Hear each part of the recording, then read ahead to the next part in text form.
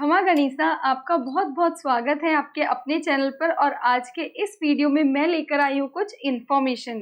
जी हाँ, आज हम इस वीडियो में देखेंगे कि कुछ कॉमन वर्ड जो राजपूती फैमिली या राजपूती कल्चर में लैंग्वेज में यूज़ किए जाते हैं।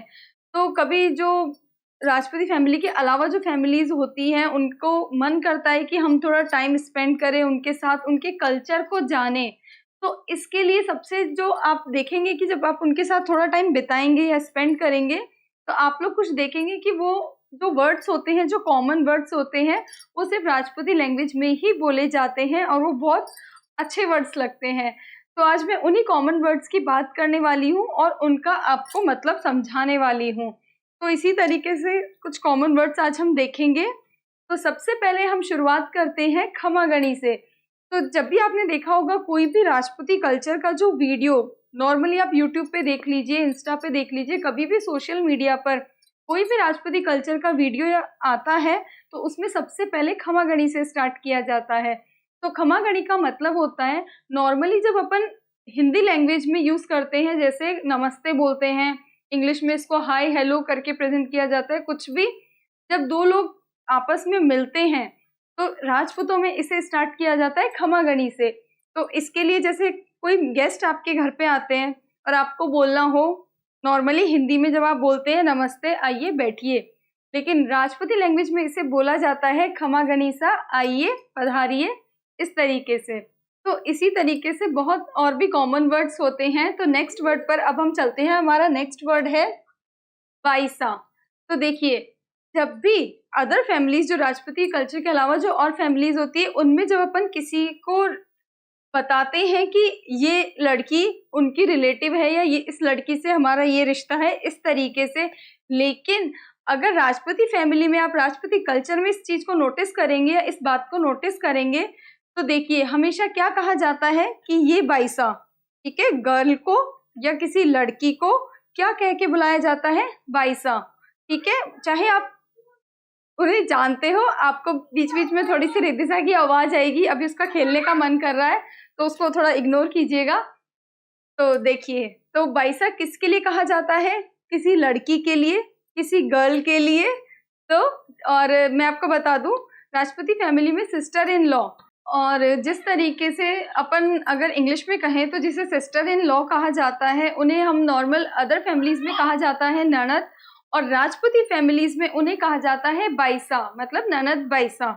तो इस तरीके से बाईसा वर्ड राजपूती लैंग्वेज में बहुत यूज किया जाता है और आपको ये काफी हद तक सुनने को मिलेगा। तो चलिए अब इसी तरीके से अब नेक्स्ट वर्ड पर आते हैं। तो नेक्स्ट वर्ड होता है बना। इसे वैसे प्रॉपरली लिखा जाता है, बीच में आधा न भी आता है, बना, मगर नॉर्मली जब हम कम्युनिकेट करते हैं, आपस में बात करते हैं, तो इसे बना बोल के ही कहा जाता है वर्ड को। तो इसका मतलब होता है, जब भी किसी लड़के को इंट्रोड्यूस कराना होता है किसी बॉय को, तो राजपूती फैमिलीज में उन्हें बना कहा जाता है कि ये है बना, ये जो भी आपको रिलेशन बताना है, मगर उन्हें हम बना कह के ही डिनोट करते हैं। तो ये है बना। अब हम नेक्स्ट वर्ड पर आते हैं।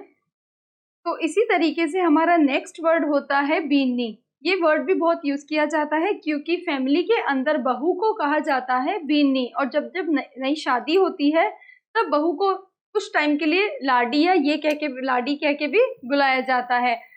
तो बीनी किसे कहा जाता है? घर की बहू को। मगर आप राजपूती कल्चर के अलावा जब दूसरी फैमिलीज को देखेंगे तो वहाँ बहू को बहू ही कहा जाता है। और चलिए अब हम इसी तरीके से नेक्स्ट वर्ड पे चलते हैं। सो नेक्स्ट वर्ड जो आपको बहुत सुनने को मिलता है वो है दाता और भावा। इनके आगे हुक्म भी लगाया जाता है। दाता और भावा, नॉर्मली जो वर्ड है वो कहा जाता है पापा और मम्मी के लिए। तो सो दाता कहा जाता है पापा को और मम्मी कहा जाता है भावा को। तो इनके लिए एक वर्ड यूज किया जाता है हमेशा, दाता हुक्म भावा हुक्म। तो हुक्म का वर्ड का मीनिंग भी मैं आपको अब आगे थोड़े टाइम बाद अभी बताने वाली हूँ। वीडियो को शुरू से लेकर लास्ट तक जरूर देखिए। तो दाता भाभा आपको समझ में आ गया होगा कि मम्मी पापा के लिए कहा जाता है। और अब नेक्स्ट वर्ड जो है वो है हमारा कुंवरसा।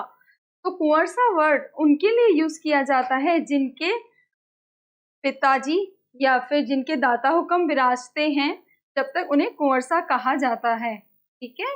तो घर के बेटे को कुंवरसा कहा जाता है जब उनके पापा हुक्म सब फैमिली में होते हैं।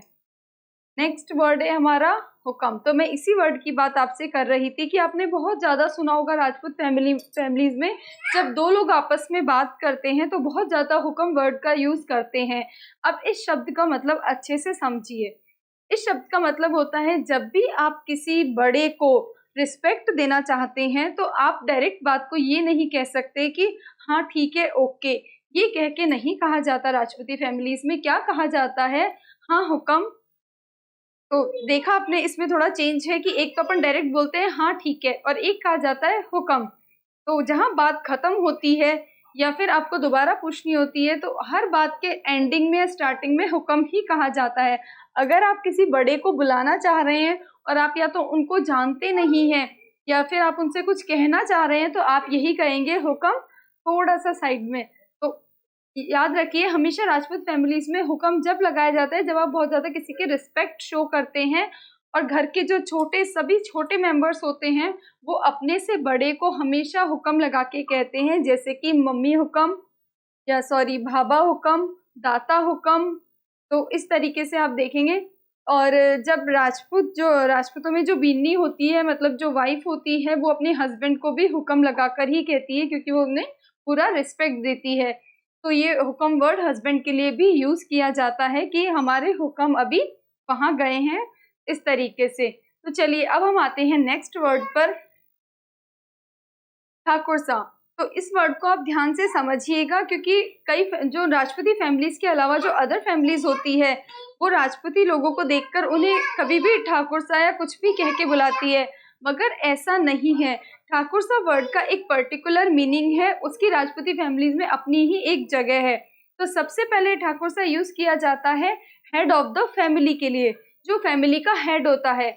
और सबसे खास जानने वाली बात ये है ठाकुर सा के लिए कि जैसा मैंने आपको बताया ठाकुर सा हेड ऑफ द फैमिली के लिए बोला जाता है, लेकिन ठाकुर सा हेड ऑफ द फैमिली को जब तक बोला जाएगा ओनली जब बोला जाता है जब उनके पापा हुक्म नहीं विराजते हों या फिर उनके पापा का हाथ उनके सर पे से उठ चुका हो। या नॉर्मली अगर मैं आपको डायरेक्टली समझाऊं इस बात को, तो जब किसी के पापा नहीं होते हैं तब उनके बेटे को ठाकुर सा कहा जाता है। और ये बात दूसरी जो राजपूती कास्ट के अलावा जो दूसरी कास्ट होती है उनके लिए जानना बहुत ज़रूरी होता है क्योंकि उन्हें उसका मतलब नहीं पता होता और नॉर्मली वो लोग थोड़े से कभी दूर खड़े होते हैं तो ये कह के भी बुला देते हैं। तो ये बात आपको जाननी बहुत ज़रूरी है। अगर किसी के पापा विराजते हैं तो उन्हें कुंवर सा कहा जाएगा, और अगर किसी के पापा नहीं विराजते तभी उन्हें ठाकुर सा कहा जाएगा। तो इसी तरीके से मैंने आपको आज बहुत से वर्ड समझाए, बहुत सारे वर्ड्स का मतलब समझाया, और इसी तरीके की इन्फॉर्मेशन और भी जानने के लिए राजपूती कल्चर के लिए आप मेरा चैनल सब्सक्राइब कर सकते हैं क्योंकि अब जो कुछ वीडियोस मैं लेकर आने वाली हूँ वो इन्हीं पर ही होंगे। राजपूती कल्चर के बारे में बहुत सी बातें बताने वाली हूँ, मैं आपको बहुत सी इन्फॉर्मेशन आपके साथ शेयर करने वाली हूँ। और अगर आपको वीडियो पसंद आता है तो अपनी फैमिली और फ्रेंड्स में भी शेयर कीजिएगा क्योंकि इसके अंदर बहुत से कॉमन वर्ड्स मैंने आपको समझाए। और ये वर्ड्स मैंने आपको इसलिए बताए हैं क्योंकि नॉर्मली मान लीजिए कभी आपको मन करे कि हम किसी राजपूती फैमिली के घर जाएं तो आपको सुनने को मिलेगा वो आपको इस तरीके से स्वागत करेंगे। और कभी अपनी बहू को आवाज़ लगाते हैं तो बिन्नी कहकर बुलाएंगे, बिन्नी चाय ले आओ, नाश्ता लगा दो, इस तरीके से। तो इन शब्दों का मतलब आपको थोड़ा सा पहले भी पता रहे कि जब हम, और क्या है जैसे आप फोर्ट्स वगैरह में या गढ़ में जाते हैं तो वहाँ राजपूत फैमिली से आप मिलते हैं तो आपको ये वर्ड्स बहुत सुनने को मिलेंगे क्योंकि बहुत कॉमन वर्ड्स हैं। इनके अलावा बहुत सी बातें होती है, जैसे अभी अपन नॉर्मल लैंग्वेज में दीदी के हस्बैंड को अपन बोलते हैं जीजा जी, मगर राजपूती फैमिली में बोला जाता है जीजोसा। इस तरीके से बहुत से वर्ड है। मेहमानों को अभी मैंने आपसे गेस्ट कह के बताया कि गेस्ट आते हैं, मगर लैंग्वेज में क्या कहा जाता है राजपूतों में, आज पावना। मतलब इसे अगर मैं पूरी लाइन कहूँ तो आज पावना पधार्या छे, तो इसका मतलब आज हमारे घर पे मेहमान आए हैं। इस तरीके के बहुत से वर्ड होते हैं जो सिर्फ राजपूती फैमिलीज में या राजपूती कल्चर में यूज़ किए जाते हैं। और आज ऐसे ही मैंने आपके साथ बहुत सारे वर्ड शेयर किए जिनका मैंने आपको मतलब समझाया। तो और इसी तरीके के वर्ड्स या फिर और भी बहुत सी कल्चरल इन्फॉर्मेशन के लिए आप मेरा चैनल सब्सक्राइब कर सकते हैं अगर आपने सब्सक्राइब नहीं किया हो। और उम्मीद करती हूँ आपको ये वीडियो बहुत पसंद आया होगा। क्षमा गणिसा।